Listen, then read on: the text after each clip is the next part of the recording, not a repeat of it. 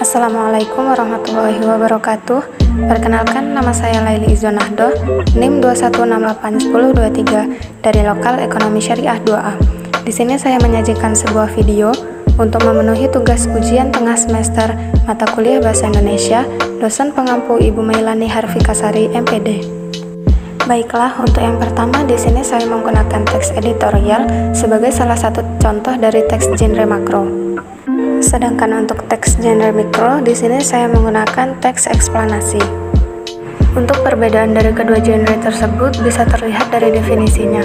Yang pertama yaitu untuk genre makro, yaitu genre yang digunakan untuk menamai jenis teks secara keseluruhan. Nah, genre ini berfungsi sebagai payung yang membawahi genre-genre mikro yang ada di dalamnya. Genre mikro adalah jenis teks yang dapat berdiri sendiri, namun genre ini juga bisa digabungkan menjadi satu kesatuan dalam genre makro. Untuk genre makro, saya mengambil teks editorial, yang mana teks editorial itu adalah teks yang berisi tentang pendapat terhadap isu yang terjadi secara faktual. Nah, untuk genre mikro, saya mengambil teks eksplanasi, yang dimana teks eksplanasi itu adalah sebuah teks yang menggambarkan sebuah peristiwa atau sebuah kejadian. Selanjutnya, untuk pemakaian puebi yang terdapat dalam teks editorial tentang pentingnya meningkatkan pelayanan rumah sakit, ada penggunaan huruf kapital yang dipakai sebagai huruf pertama di awal kalimat, yaitu contohnya seperti kata tahun lalu, salah satu, dan hal itu juga. Kemudian di situ juga terdapat penggunaan huruf kapital sebagai huruf pertama dalam nama negara, lembaga, badan, organisasi, atau dokumen. Contohnya yaitu seperti kata Indonesia dan juga Kementerian Kesehatan.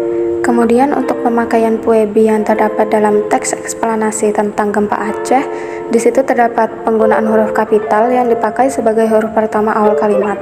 Misalnya yaitu gempa dahsyat, pusat gempa, dan juga bencana ini. Selanjutnya yaitu ada juga penggunaan huruf kapital yang dipakai sebagai huruf pertama nama geografi, misalnya yaitu Aceh dan Sumatera Utara. Kemudian untuk pola paragraf yang digunakan dalam teks editorial tersebut yaitu menggunakan pola paragraf deduktif, karena kalimat pokoknya terletak di awal paragraf. Dan untuk pola paragraf yang digunakan dalam teks eksplanasi yaitu menggunakan pola paragraf campuran, karena kalimat utamanya terletak di awal paragraf dan juga terletak di akhir paragraf.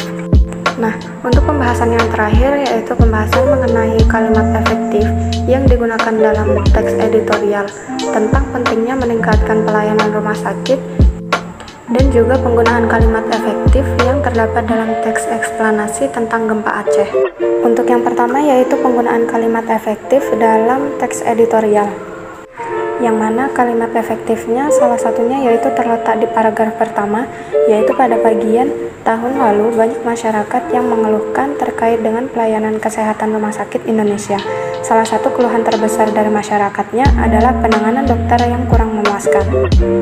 Sedangkan untuk kalimat efektif yang terdapat dalam teks eksplanasi tentang gempa Aceh, salah satunya terletak di paragraf pertama juga, yaitu pada kalimat gempa dahsyat pernah terjadi di Aceh 26 Desember 2004 pada pukul 17.58 WIB.